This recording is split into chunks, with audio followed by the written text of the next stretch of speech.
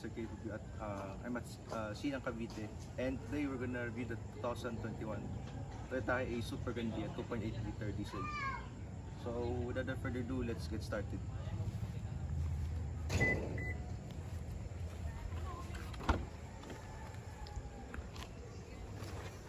So as you can see from the driver's side, you will see many features of this vehicle. Especially this is good for luxurious events when it comes to shuttle service and other etc. occasions.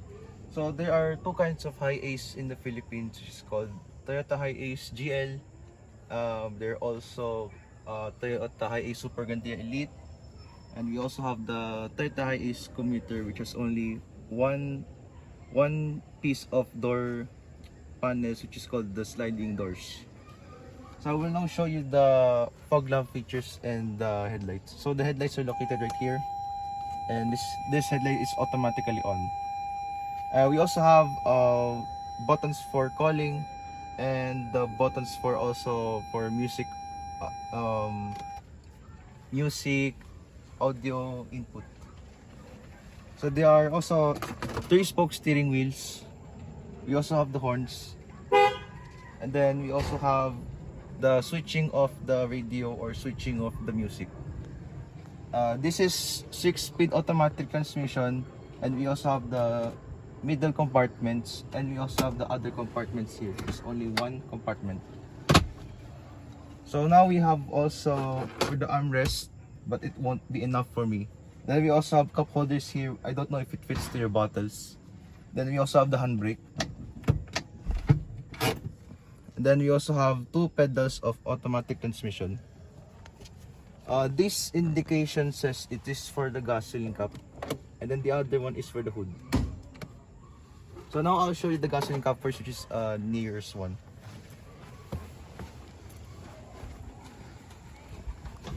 So this is the 2.8 liter diesel. As you can see, there's only one cap here, and there's none here since it's not even electric either. Then just to close it, all you have to do is just snap it like that, and that's it. So now I'll show you the hood of the Super Grandia.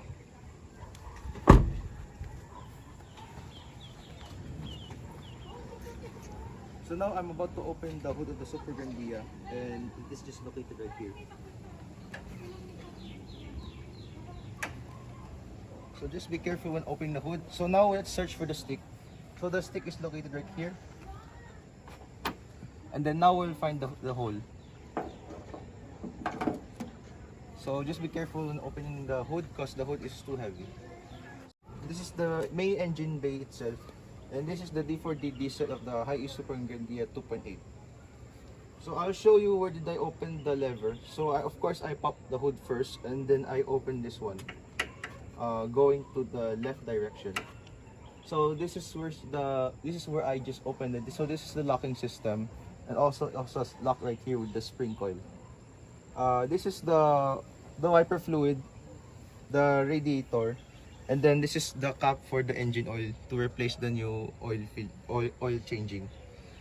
So this left says this is for the air filters in case you will change one, and then we also have the engine fluid as well. This is the right headlight, and then the other one is the left headlight as well, which has lights in it, of course. Now I will show you the cover or the protection of the Super Grandia, since this is more luxurious than ever. And then we also have some instructions there on our safety when it comes to the opening of the hood, since the hood is heavy enough to to hold it so far. So you need strong and power just to open the hood. So it's just same as the monster truck or the other pickup trucks or SUVs to open a hood. So unlike other vehicles, when you open a hood, it's actually lighter. But when it comes to bigger cars or luxurious cars that are super heavy, so all you need is force and power. And also take note, we need safety when it comes to open a hood, because if you are carelessly opening a hood, there might be a chance that you might drop the hood, and then you suddenly hit by a hood, and it's gonna be a bigger problem. So now I will teach you how to close the hood or the bonnet. So all you have to do is just lift this 1 inch. So lift 1 inch a bit, and then make sure to hold this at your left hand, and then make sure you find a snapping where you return. So you heard already a snap, and now we will close the hood. So when closing the hood, make sure you hold with 2 hands for safety, and then make sure to leave at least 1 centimeter apart, and then close it. So it's just simple as that. Now I will show you the headlights and the fog lights in front.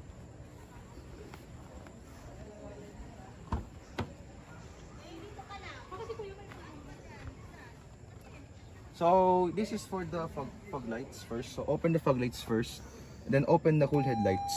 So let's go to the front vehicle.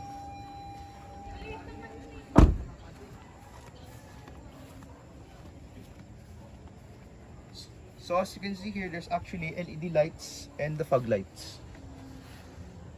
So also, speaking of the headlights and the fog lights, they only have one switching together, but different switches in one single stick.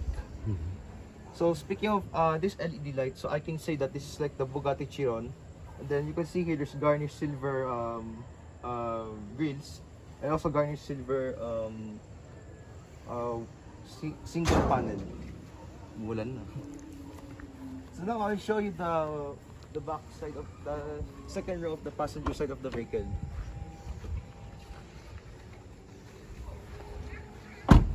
So now we're gonna open the door. So I think if you're wondering how to open the door and how does it use for, so all you have to do is just press it at the right direction, and then make sure to push it all the way through, so it will have a lock system, so it won't slide to you directly. So and at the same time, it is for safety when it comes to opening and closing of the door. So now I will fix this chair so I can sit here comfortably. Okay. So as you can see here, this has no storage food, but it has compartments as well. This is where you put your documents, your envelopes for work, and etc. Speaking of that, this Super Grandia has also armrest. You can adjust your armrest whenever you want to. And at the same time, it feels like you're in an airplane flying to province or to overseas and overseas. Also, they have air cons. And they also have air switches, and then here it may see here at the timing bar center. And we also have off aircon and automatic aircon in case the climate is changing to your area. Then we also have compartments in the middle, and then we also have where you store your water bottle or your tumbler. But it may depend on how does it fit or what size should it fit off. Then we also have other aircons, handles, then this is your light adjuster, and we also have the switch over here. So I just turn it on, so I'm gonna turn it off again. Okay, so other than that, we also have the air vents, so 2 air vents in one headrest. Okay, so we have, speaking of charging, you may charge right here. So we have 4 pieces of USB port cables. So you need 4 chargers, you don't need an adapter for that. And then we also have a speaker system. That's why when you're traveling to places, you hear so many speakers in our cars. And then we also have the third row seat, but I'll show you.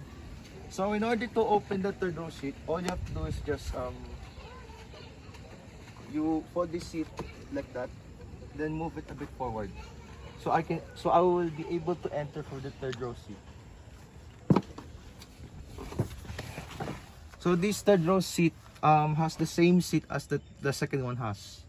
So speaking of that, we also have the seatbelt safety, and we also have air cons right here. So there's 1, 2, 3, 4, 5, 6 air cons at the back, and then 4 air cons in front.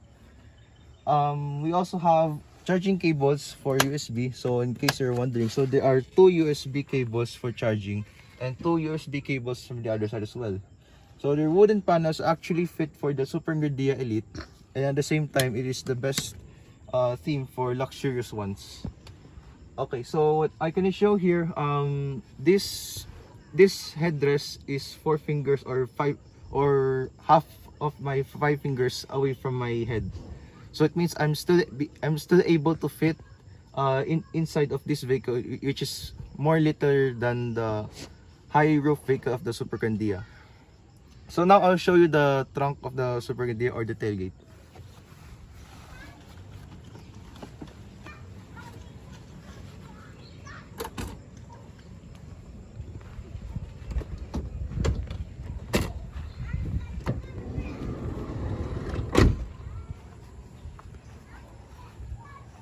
So for the tailgate, so all you have to do is just open this one. So you see this black rectangular lines here. So when you hear a snap, and we're gonna open it. So make sure just to be careful with opening to a tailgate because it might be too heavy and dangerous if you don't do it well.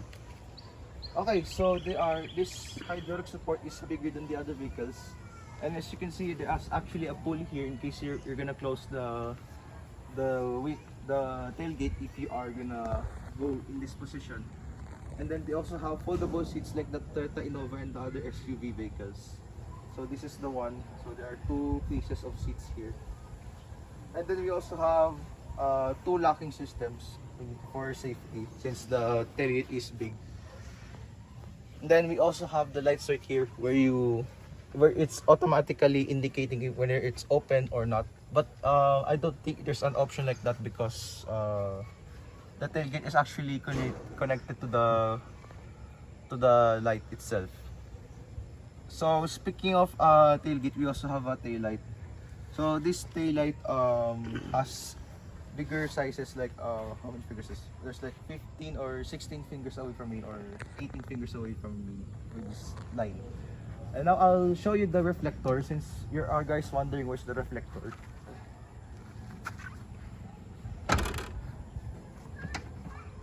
Okay, so the reflector is actually right here underneath, and since we need safety, we need reflectors for the night vision and during night time. Also, they also have the Toyota Hiace emblem at least, and then we also have the Super Grandia without the word Elite. Because some Hiace Super Grandia have the word Elite, it's because it's smaller than the high roof vehicle of the Super Grandia. Then you also have the brake light switch, a brake light system, and we also have the wipers at the top. Well, thanks to Toyota, they also have added spoilers since it's a van as well. And then we also have the reverse light and the blinker lights right here. Then luckily, since this is a Toyota, they also added the Toyota emblem, and they also added some bumper kits which is for the higher models. So I will teach you how to start this up.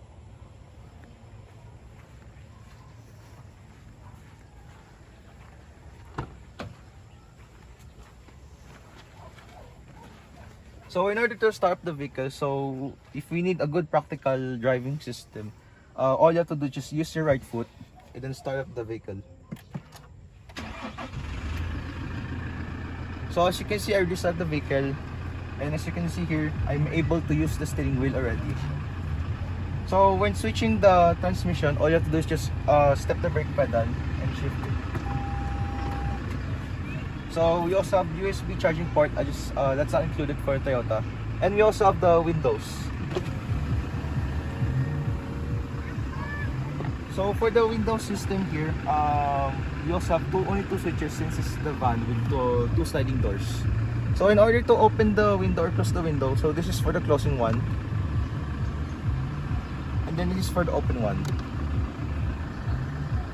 So in this circle, you're wondering, this is for adjusting the mirrors.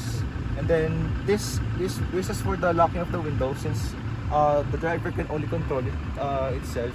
And then these two switches these are the unlock and the lock of the vehicle or the windows itself. Yeah, or it can be for child lock, for safety, since you don't want that your child to, you know, like drag down from the street. So that's good for safety. Also, they also have thick door trims itself, since this is the high-end model of Super Grandia. While compared to the Toyota Hiace commuter, they only have a thin, small layer of sheets of door trims. So now I'll switch this off.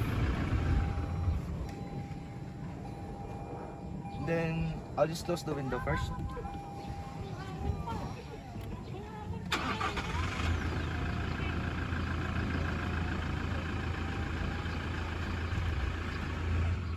Okay, so we're good.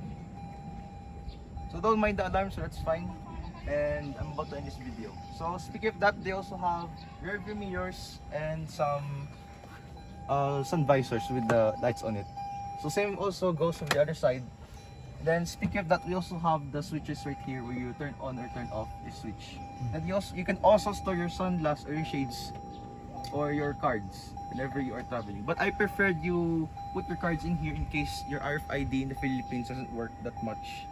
And then at least you can at least give the card to the toll gate staff, and then at least you're ready to go when you're done with it.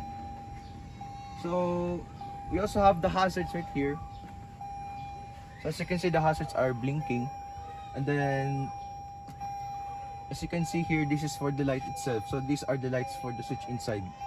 So anyway, I'm about to end this video and let's go out.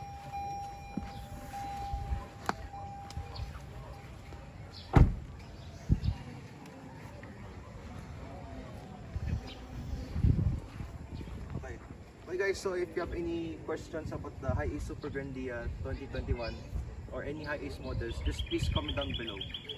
Make sure to please like, subscribe, comment and share this video if you really enjoyed this video. So anyway, thank you guys for watching and enjoy. So as you can see here, they also have 6-spoke alloy wheels, and then this wheel is R660A if I'm not mistaken. Or you can see here the size of the wheels if you need the wheels or the sample to the one you will change the tire with. So as you can see here, there's also a dash cam underneath here. Yep, you see that.